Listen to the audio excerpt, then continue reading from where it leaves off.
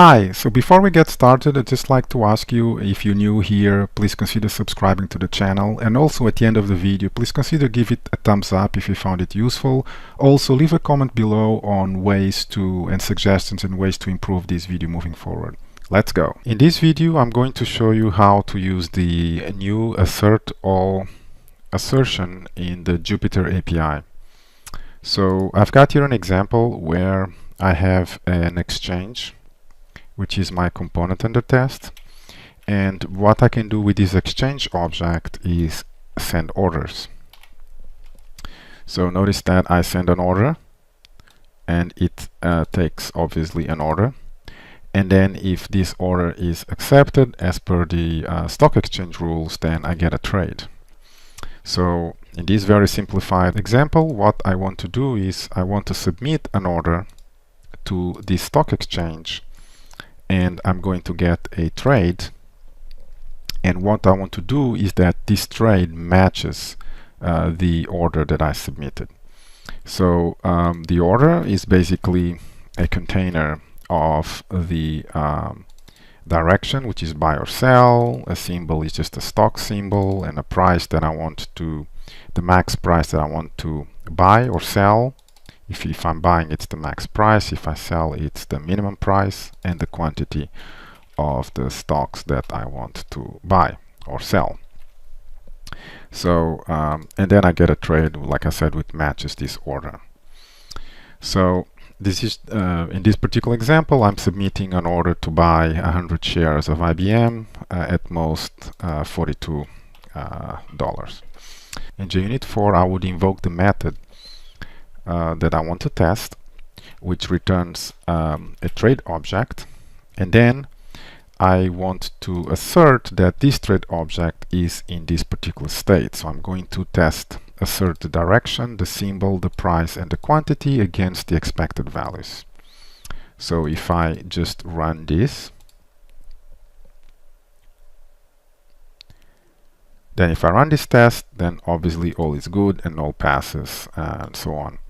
However, if, for example, just for the sake of the example here, let's say that for whatever reason I'm expecting Apple, then what I want to show you here is that, and you know what, let me just make another assertion here, a failure, to illustrate what happens here.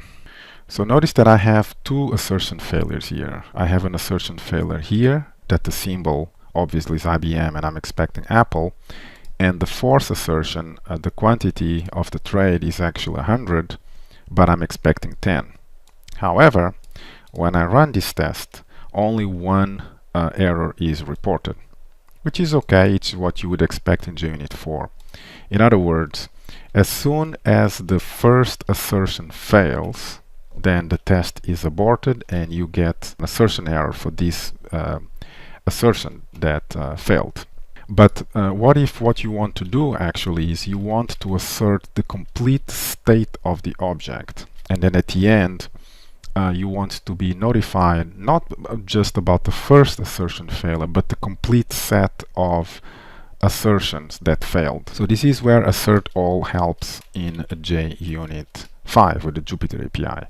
So in the Jupyter API, the assertAll assertion has been introduced precisely for this very same case. So what happens here, when you group all your assertions here, I'm grouping all of these assertions into an assertAll assertion.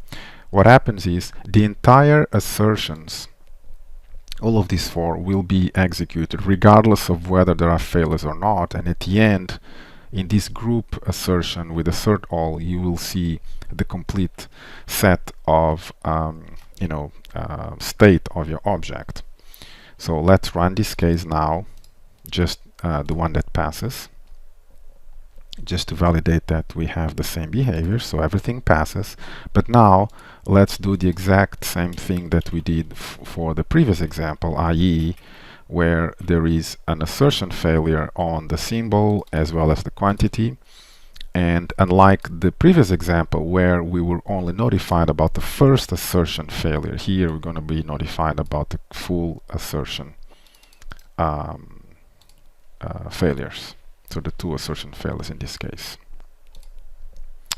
So notice that we have the assertion failure for the symbol, but we also have the assertion failure for the trade quantity. Okay, so we got two assertion failures, and we have a very useful here stack trace for the first assertion and for the second assertion.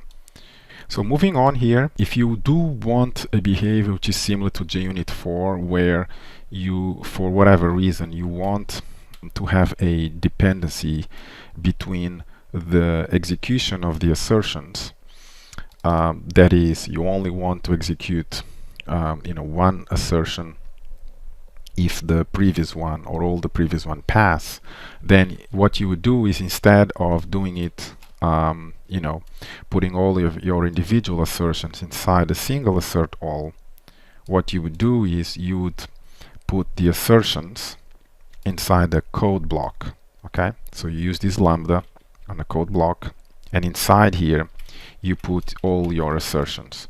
Then in this particular case, the difference between this assertAll with a code block as opposed to this one that doesn't have a code block is that here there is a dependency on the previous assertions passed to execute the next one. So assertAll here will only be executed if this assertion passes, and obviously because I'm asserting that false is this condition is true, then clearly this group assertion will never execute.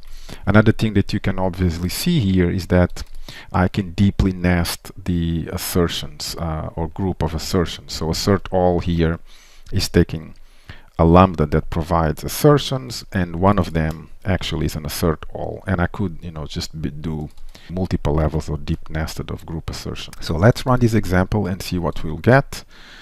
And like I said, obviously the only thing that should happen is I should just get one assertion failure, and that's it, and the test should just basically abort, and the next group assertion should not run. Finally, if you want to have independent, you still want to have the group assertions, but without dependencies between the execution of assertions inside the assertAll, then the only thing you need to do is, instead of using a code block, just use individual group of assertions, and all of them will be executed individually. So let's run this. So notice what's happening here. I've got, in this first group of assertions, I've got one assertion failure at the direction here, which is reported here, and subsequently I have another assertion failure here because obviously false is not true. So that's pretty much the power of the assertAll in the Jupyter API. Like I said, it enables you to group assertions and to just at once in one single assert test the state of an object. You can group assertions and create deeply nested levels of group of assertions that contain group of assertions that contain group of assertions, and create dependencies between them or execute them independently, like in this case, or here where you have a dependency. This only executes if the previous one passes because it's inside the code block. And obviously, you can just continue using JUnit 4 style of assertions. So I hope you found this video useful on the power of the new assertAll in the Jupyter API. This is Nilton from Craft of Programming. Thanks for watching.